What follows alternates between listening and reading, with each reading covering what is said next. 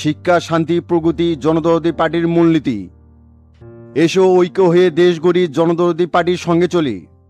শোষণ বঞ্চনার দিন শেষ, জনদরদি পার্টির বাংলাদেশ। সংগ্রামী ভাই ও বোনেরা আমার, আজকে টাঙ্গাইল জেলার মহাসমাবেশে উপস্থিত থাকবেন 4 দলীয় ঐক্যজোটের মুখপাত্র জনাব খায়রুল দেওয়ান। আরও উপস্থিত থাকবেন সিনিয়র যুগ্ম মহাসচিব লিঙ্কন মজুমদার। আরও উপস্থিত থাকবেন আমাদের নয়নের মণি, বাংলাদেশের রাজনীতির রাখাল রাজা, গরিবের বন্ধু, যার হাত ধরে বাংলাদেশের রাজনীতির পরিবর্তনের সূচনা হয়েছে, যার হুঙ্কারে সকল দেশদ্রোহী এবং ষড়যন্ত্রকারীরা পালিয়ে বেড়াচ্ছে, সত্যের প্রতীক, অন্যায়ের বিরুদ্ধে লড়াকু সৈনিক, বাংলাদেশের রাজনীতির রাজপুত্র, জনদরদি পার্টির প্রেসিডেন্ট এবং 4 দলীয় ঐক্যজোটের প্রধান জনাব কোবা শামসু। ভাইয়েরা আমার, সরকারি দল নানানভাবে চেষ্টা চালিয়ে যাচ্ছে যাতে করে বাংলাদেশে আমরা গণতন্ত্র ফিরিয়ে না আনতে পারি। মূলত তারা বাংলাদেশে গণতন্ত্রের নামে ফেসিবাদী কায়েম করেছে। আজকে বাংলাদেশে গ্যাস নাই, বিদ্যুৎ নাই, মানুষের পেটে ভাত নাই, বাজারে গেলে নিত্যপণ্যের দাম আকাশচুম্বী। সাধারণ মধ্যবিত্ত মানুষের জীবন আজ দুর্বিষহ হয়ে উঠেছে। আমরা এই শোষণ বঞ্চনার শেষ দেখতে চাই। তাই আপনাদের প্রতি আমার আহ্বান থাকবে, সবাই ঐক্যবদ্ধ হয়ে এই ফেসিবাদী সরকারের বিরুদ্ধে দুর্বার আন্দোলন গড়ে তুলতে হবে। মনে রাখবেন, অধিকার কেউ জেসে যায় না, সেটা আদায় করে নিতে হয়। আমি আর বেশি কথা বাড়াতে চাই না। এখন আপনাদের সামনে গুরুত্বপূর্ণ বক্তব্য নিয়ে আসছেন বাংলাদেশের রাজনীতির আইকন, পরিবর্তনের ধারক, রাজনীতিতে যার ধূমকেতুর মতো আগমন, বাংলাদেশ জনদরদি পার্টির চেয়ারম্যান, 4 দলীয় ঐক্যজোটের প্রধান জনাব কোবা শামসু।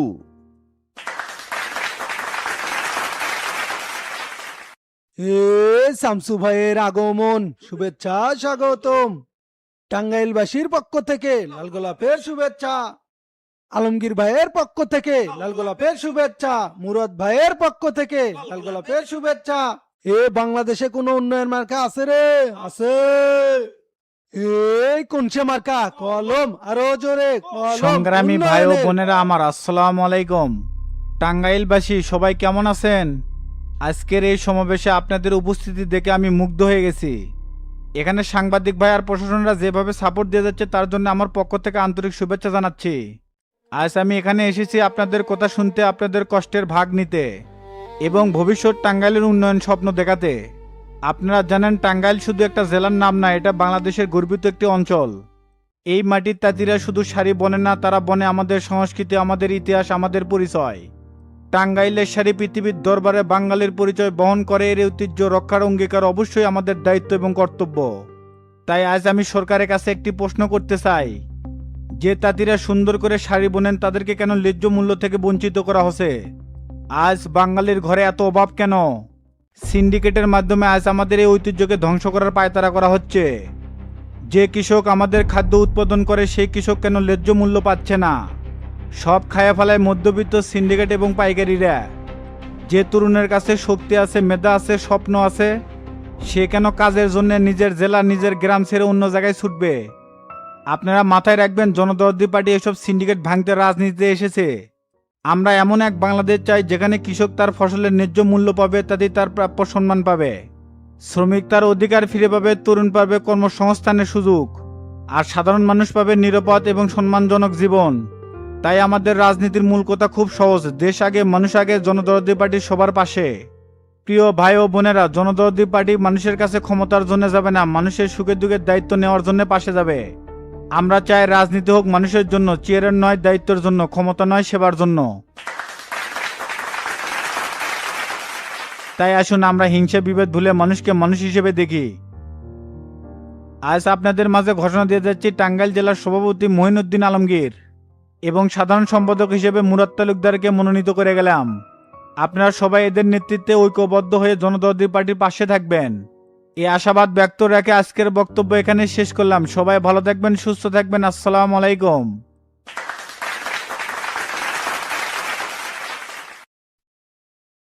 শামসু স্যার, বগুড়া আসতেছে, নিরাপত্তার সমস্ত দায়িত্ব আমাদের। এই ব্যাপারে আপনার কোনো টেনশন করতে হবে না ভাই। টেনশন কি এমনি করি ওসি সাহেব? শত্রুতা আর ষড়যন্ত্র তো শামসুর পিছনে কম হচ্ছে না। বাপ্পির চালচলন কিন্তু আমার কাছে মোটেও সুবিধার লাগিচ্ছে না। জনতা পার্টি নিশ্চয়ই কোনো ঝামেলা করার পায়তারা করিচ্ছে। আমরা এই ব্যাপারে আগের থেকেই তৎপর আছি। সরকারি দল কোনোভাবে বাধা দেওয়ার চেষ্টা করলে আমরা নিজের থেকে প্রতিহত করব। সেই দিন উপজেলায় টেন্ডারবাজি বন্ধ করে দিছি, উপর মহলে আমার নামে নালিশ করছে। আর ফোন দিয়ে বাপ্পি আমাকে উল্টাপাল্টা কথা বলছে ভাই, মনে চাচ্ছে ধরে নিয়ে এসে বাটাম দেই। আমি তো শুধু একটা সুযোগের অপেক্ষায় আছি। আপনি কোনো চাপ নেবেন না, বেশি বাড়াবাড়ি করলে ফেলে দিতে বিন্দু পরিমাণ সময় নিব না। এসপি সাহেবের সাথে আমার কথা হয়েছে, সরকারি দলের লেসপেন্সারি করলে কপালে দুঃখ আছে সবার। সেটা করার সুযোগ নাই ভাই, ওগুলা কোনো নেতা হলো ব্যক্তিত্ব নাই, কিছু নাই, খালি খাও খাও স্বভাব। জননেতা হতে হেডাম লাগে, সেটা তো বাপ্পি রাজ্জাকের মধ্যে দেখতে পাচ্ছি না। আপনারা সমাবেশের কার্যক্রম চলমান রাখেন, প্রশাসন আপনাকে ব্যাকআপ দেওয়ার জন্য রেডি আছে। এইবার যদি জনতা পার্টি বেশি পেয়ে করে না, তাহলে সবার অবস্থা খারাপ করে দিমু। হ্যাঁ হাবিব ভাই বলেন। তে মাস্টার থানাতে আসো নাকি বার হস? না এখনো থানাতে আছি, এখান থেকে আবার ডিসি সাহেবের সাথে মিটিং আছে। তে হাবিব ভাই সারাগান্দির ফজলু কি আসছে? ওরা তো দুপুরের পর আসবি, ওগরে সভাপতি সেক্রেটারি দুজনে কি ডাকছি।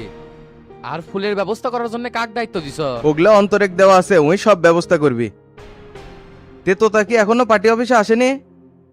হ আচ্ছা, তো আমি আর তো তোমার আসার অপেক্ষাতেই পার্টি অফিসে বসে আছি। আপনারা এক কাজ করেন, মাঠে যায় দেখেন স্টেজের কাজ কিভাবে কি করিচ্ছে। আমি ডিসি সাহেবের সাথে মিটিংটা সেরে ঘন্টাখানিকের মধ্যে আসিচ্ছি। আচ্ছা ঠিক আছে, আসো। এখান থেকে আবার ডিসি স্যারের কাছে যাবেন ভাই? সবার কাছেই তো যাওয়া লাগবে, বগুড়া শহরে এত বড় একটা সমাবেশ করতেছি, সবারই তো সাপোর্ট দরকার আছে। শোনেন, আমরা কিন্তু আলতাফন্নেসা খেলার মাথায় স্টেজ সাজাচ্ছি, আর শামসু কিন্তু আজকে রাতের মধ্যেই বগুড়ার ঢুকবি। সবকিছু আপনার উপরই অর্পণ করে দিলাম, কোনো ধরনের বিশৃঙ্খলা যাতে না হয়। আপনি একবারে টেনশন মুক্ত থাকেন ভাই, আমাদের একটা ফোর্স অলরেডি স্টেজের ওখানে আছে। এই বগুড়া শহরে এমন নিরাপত্তা দিব, একটা চুল পরিমাণ বিশৃঙ্খলা হওয়ার সুযোগ থাকবে না। অসংখ্য ধন্যবাদ ওসি সাহেব, তাহলে এখন আমি উঠি, ওদিকে অনেক কাজ বাকি আছে। ঠিক আছে ভাই, আমি নিজেই কিছুক্ষণ পর ওখানে পরিদর্শনে যাচ্ছি।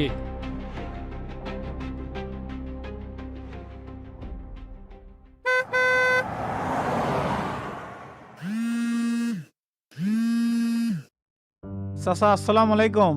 ওয়ালাইকুম আসসালাম। শামসু কোথায় এখন? টাঙ্গাইলের প্রোগ্রাম শেষ করে সিরাজগঞ্জের উদ্দেশ্যে রওনা দিলাম। বগুড়ার তাহলে কয়টার মধ্যে ঢুকিচ্ছ? সেটা তো এখনই বলতে পারতেছি না, সিরাজগঞ্জের প্রোগ্রাম শেষ করে নলকা আর শেরপুর থামতে হবে। রাতের মধ্যে ইনশাল্লাহ বগুড়া চলে যাব। আচ্ছা আসো, এদিকে সকল প্রস্তুতি নেওয়া শেষ, তোমার অপেক্ষায় বগুড়াবাসী অধীর আগ্রহে বসে আছে। ঠিক আছে চাচা।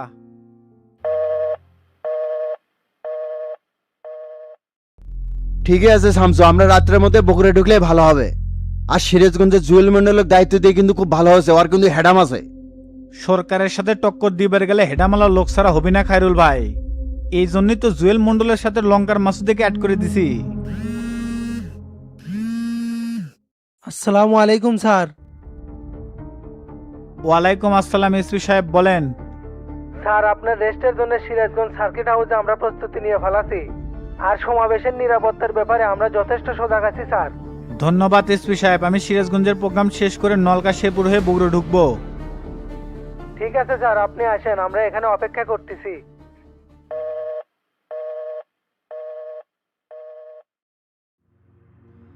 বাপ্পি আর রাজ্জাক মিলে তো বিক্ষোভ মিছিলের প্রস্তুতি নিচ্ছে হাবিব ভাই। আমি আসার সময় দেখলাম বাপ্পি মার্কেটের সামনে মেলা নেতাকর্মী জড়ো হচ্ছে। পোলাপান নিয়ে যে একটা দাবরানি মারমু নাকি ভাই? দিন দিন শালাকের কর্মকর্মী বেড়ে যাচ্ছে, টুটি চিপে না ধরলে হবি না। ওরা তো সেটাই চাচ্ছে রে ডন, যাতে একটা গ্যাঞ্জাম লাগুক। এইরকম একটা বিশৃঙ্খলা পরিস্থিতি তৈরি করে সমাবেশ আটকে দিবি। বাপ্পির মতো চেংরা জেলার নেতা হয়ে গেছে, ভাবা যায়। শালার বেটা আসছিল সুসা, ও মা জেল থেকে বাইরে দেখি শালা বড় নেতা হয়ে গেছে। মাঠ ফাঁকা প্যালেটে তোতা বনের বিড়ালও ভাগ হয়ে যায়। ওই নেতা হচ্ছে তো আমাদের বাল হচ্ছে নাকি, এক সর মারলে আর এক সরের জায়গা থাকবি না। ওল্লা সুটকো মোটকো নেতাকে আমরা এখন হিসাবে ধরিচ্ছি না রে তোতা, এখন আমাদের মূল টার্গেট হলো সমাবেশটা কমপ্লিট করা। ওরা যদি কোনো ঝামেলা করবে আসে ভাই, তখন কি আমরা চুপ হয়ে থাকবো নাকি? সেটা পরিবেশ পরিস্থিতি বলে দিবি, যদি এইরকমই হয় পাল্টা আঘাত করতে সময় নেবো না। ডন, স্বেচ্ছাসেবক বাহিনী নিয়ন্ত্রণ করার দায়িত্ব তোর আর জাহাঙ্গীরের উপর থাকবি। মনে রাখি সেটা কিন্তু শামসুর এলাকা, যেভাবে হোক সমাবেশ ব্যতিক্রম করতেই হবে। তে গোল্লারা কি দায়িত্ব পালন করবি ভাই? ওদেরকে খাবারের দায়িত্ব দেওয়া হবে, এবার তো রান্না হবে, এই জন্য হোটেল থেকে অর্ডার করিচ্ছি না। বিরিয়ানি রান্না করা হবে, সেটাকে প্যাকেট করে সবার মাঝে বিতরণ করা হবে। এই সিদ্ধান্ত খুব ভালো আছে ভাই, এতে করে অনেক খরচ বাঁচা যাবে আমাকে রে। হ্যাঁ সেটা তো হবেই। আর সবিকে জামিনের ব্যাপারে কি শুনলো তো, তা কেন্দ্র থেকে কেটে তদারকি করিচ্ছে। আমাক তো সবিক করছিল কেন্দ্র থেকে হানিফ নাকি তার মামলাটা হ্যান্ডেল করতেছে। এখন সত্য কতটুকু সেটা জানি না, আজকালকার মধ্যে বলে জামিন হয়ে যাবি। বুঝবে পারছি রে, এরাই বাটপারেক দিয়ে বগুড়ার কমিটি সাজা বেঁচে যাচ্ছে। তাহলে হগা মারা খাসে এই বুড়ো দিন সব চুষে খেয়ে ফেল দিবি। চিন্তা ভাবনা তো সেই রকমই দেখছি, তবে কুলে বের পারবি না। আর ভাই টেনশনের কিছু নাই, শফিকের শর্টকাট আমার চেনা আছে, জায়গা মতো হিট করবো। জনতা পার্টিকে বগুড়া জেলায় কোমর শক্ত করে কখনো দাঁড়াতে দিব না। হাবিব ভাই, এটা তো তার কথা থাকলো। সাবাস, তোর এই গিয়ারটাই দেখবে চাইরে তো তা আমরা শামসুর সৈনিক কুবে একবারে ভাস করে ভালামো। মাঠের ওইদিকে যাই, স্টেজের কাজ কদ্দূর হচ্ছে দেখে আসি, আর মাস্টারটি আসতেছে। আচ্ছা ভাই চলেন।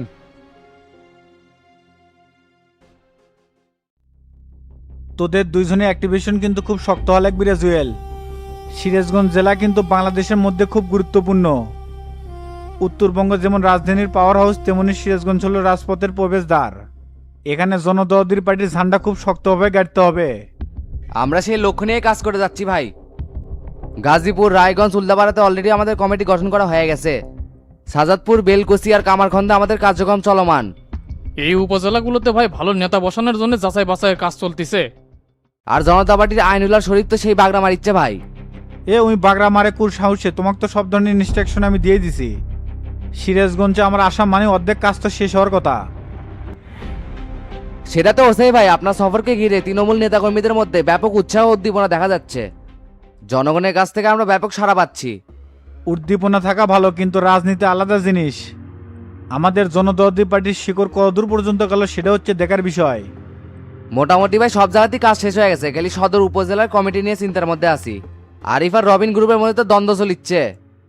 পেশাল তো আমি সেই দিনে শুনলাম, এই সময় গ্রুপিং করে কোনো ফায়দা হবে না।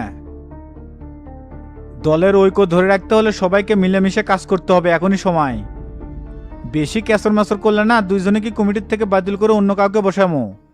জুয়েল মন্ডল বিরোধী দল কিন্তু বসে নাই, তারা যে কোনো মূল্যে আমাদের আটকানোর চেষ্টা করবে। লস্কর আর মতিন জনতা পার্টির খুব পুরাতন নেতা, এদের সাথে আলাদাভাবে খেলতে হবে। তাই তোমাদের মূল 3টে জায়গায় ফোকাস করার পরিকল্পনা করতে হবে। বেলকুচি আর সাদাতপুর তাদের অধিকার আদায়ে জনদরদি পার্টির পাশে দাঁড়াতে হবে। তরুণদেরকে টেনে প্রত্যেকটা ইউনিয়নে খেলাধুলার আয়োজন করতে হবে এবং তাদের পাশে থাকতে হবে। আর দুর্গম চর যমুনার এলাকাতে ত্রাণ ও চিকিৎসা সেবা দিয়ে মানুষের মন জয় করতে হবে। মনে রাখবে জুয়েল, রাজনীতিতে যে আগে চাল দিতে পারবে পরিস্থিতি তার দিকেই যাবে। আমাদের প্রধান টার্গেট থাকবে জনগণের মন জয় করা। আর মাসুদ, তোমার কাজ হচ্ছে সদর উপজেলার কমিটির দ্বন্দ্ব সমাধান করা। কাজের স্পিড বাড়াও, শুধু 3টে পয়েন্টে থামে থাকলে হবে না। আপনি উচিত কথা বলছেন ভাই, এই কৌশলগুলো কাজে লাগালে সিরাজগঞ্জের জনদরদি পার্টিকে কেউ দাবিয়ে রাখতে পারবে না। ঠিক আছে ভাই, এখন চলেন, সমাবেশে সবাই আপনার কথা শোনার জন্য অপেক্ষা করছে। আচ্ছা ঠিক আছে, চলো। শোন না বে, তোর টাকা কিন্তু আমরা বহুত কষ্টে তুলে দিছি। গোল্লামাই যদি এটি হস্তক্ষেপ না করলো নি, তাহলে আইনাল তোক টাকাই দিল নি না। তাই বলে রে মিজান, খালি 60,000 টাকা দিল। লিবি না, তে তোর সাথে কন্ট্যাক্ট কি আছিল? তোকে তো 50,000 টাকা দেওয়া উচিত আছিল। মোটা অঙ্কে টাকা পাচ্ছ, এটা নিয়ে শুক্রিয়া কর। আমরা না থাকলে তো টাকাই পালো নি না। না তা ঠিক আছে, কিন্তু আমার বহুত বড় লস হলো। 2,70,000 টাকা একটু ইনভেস্ট করছিলাম। এখন মামাতো ভাইকে যে কেমনে বুঝামো সেই টেনশন করতেছি। যে অকাম করছিল সেটা ডোনেশন দেয়া লাগবে না? আমরা না থাকলে তো তোর জেলের ভাত খাওয়া লাগলো নে। ক্যারে রাব্বি, কাগজপাতিগুলো নিয়ে যাচ্ছ? ভাই, যা যা বলছিলেন সব কাগজপাতি লিয়ে যাচ্ছি। মিজান, ওর সাথে সব হিসাব নিকাশ কমপ্লিট হচ্ছে? মাই হসে, অক টাকা পয়সা সব বুঝাও দিছে। শোন রাব্বি, কাগজপাতি নিয়ে যায় আজকে আয়নাল ভাইয়ের নামে গাড়ি লিখে দিব। আর এগলে না জানি কোনো ঝামেলা না হয়, আমি কিন্তু সব হিসাব নিকাশ মিটে নিছি। আচ্ছা ঠিক আছে ভাই, কিন্তু আরেকটা অনুরোধ ছিল। আইনাল ভাই যেহেতু রেন্টে কারে কার্ডটা চালাচ্ছে, আমাকে যদি একটু ড্রাইভার হিসেবে ওখানে রেখে দিতেন। এখন তো আমার কোনো চাকরিও নাই, খুব বিপদে আছি, আমারও তো না কিছু করে খাওয়া লাগবে। তুই যে অকাম করছু, আয়নাল ভাই যে তোকে নেক্সট টাইম বিশ্বাস করবি সেটা তো মনে হয় না। তারপরেও আপনি না কথা কয়ে দেখেন, আমি তো সবকিছুর জন্য ক্ষমাই চাইছি। আচ্ছা ঠিক আছে, যা, এই ব্যাপারে আয়নালের সাথে কথা কমুনি আমি। ঠিক আছে ভাই। মিজানে চল, পার্টি অফিসে যাওয়া লাগবে। রান্না বান্নার দায়িত্ব কিন্তু হামাগরেই দিছে। দিছে, সমস্যা নাই। তাহলে আমি সাদত ভাই ফোন দিয়ে ডেকে নিয়ে আসি, ওই তো সেই রান্না পারে। আর বাজারে কি করবেন, এখনই যাবেন না পরে?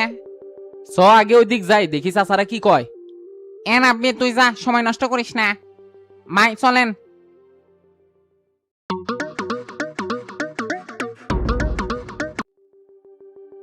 ভাই আসসালামু আলাইকুম।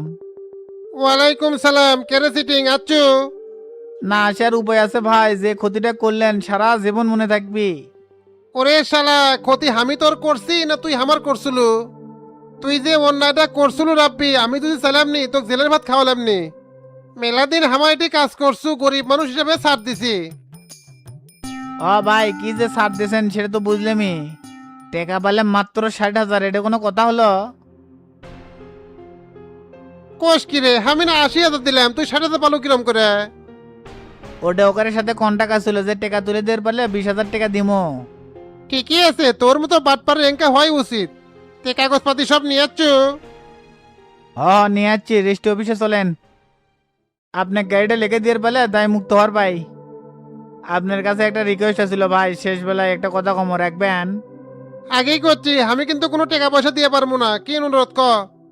যেহেতু দোকান থেকে বাইর করে দিয়েছেন, আমার তো কোনো চাকরিও নাই, রেন্টেকার ড্রাইভার হিসেবে যদি আমাকে নিলেন নি ভাই, খুব উপকার হলো নি। আইনালার বেল তোলায় যাবি না, বহু শিক্ষা হয়ে গেছে। শালা বাটপার, এখন তো গাড়িটা দিয়া সেটা হারাই। তুই যে ওয়াকামটা করছু রাব্বি, আমার মনে তার তোর জন্য জায়গা নাই। এখন তুই বাইরে যা, দাঁড়া, আমি দোকান বন্ধ করে আসিচ্ছি। আচ্ছা ভাই ঠিক আছে।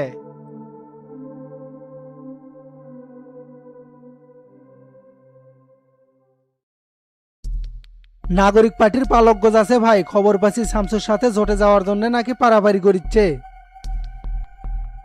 সুযোগ পেলে সেটা তো করবি হানিফ। সরকারের বিরুদ্ধে সব দলকে এক করার পরিকল্পনা করতেছে শামসু। বাসার তলে তলে এত বড় সেনা কেমনে হলো? উয়ের ফোরো জ্বালালে যা হয়, এই শালার পুরাতন মামলাগুলো ওপেন করে ধরা হোক, তাহলে শিক্ষা হয়ে যাবে নি। তখন দেখমনি কিভাবে জোট করে, শালা কত বড় নিমক হারাম তরিকুলকে বহিষ্কার করে নিজে নাগরিক পার্টির সভাপতি হসে।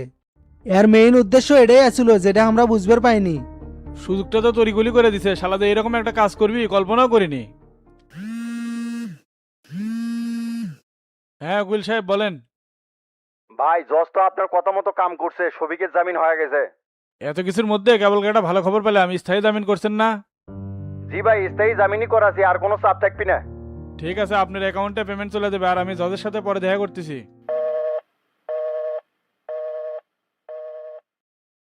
যাক, জজ তাহলে আমাদের কথা মতো কাজ করছে ভাই। হ্যাঁ আমি তো ভাবছিলাম লোক তেরে আছে, হয়তো বা উল্টাপাল্টা করতে পারে। জজকে মোটা অঙ্কের একটা গিফট করতে হবে, যে করে হোক এই লোককে আমাদের ফেভারে রাখতে হবে। ঠিক আছে ভাই, আর শফিককে যে বগুড়া জেলা সভাপতি বানাবার চাচ্ছেন, প্রেসিডেন্ট তো ঝামেলা করতে পারে। সভাপতির কোনো কথা ধরা দেবে না, পরিস্থিতি মোতাবেক আমাদের কাজ করতে হবে।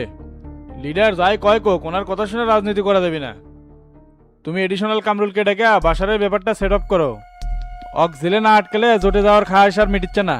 আচ্ছা ভাই ঠিক আছে, ওকে আমি এখনই ফোন দিয়ে ডেকে ব্যবস্থা করতেছি।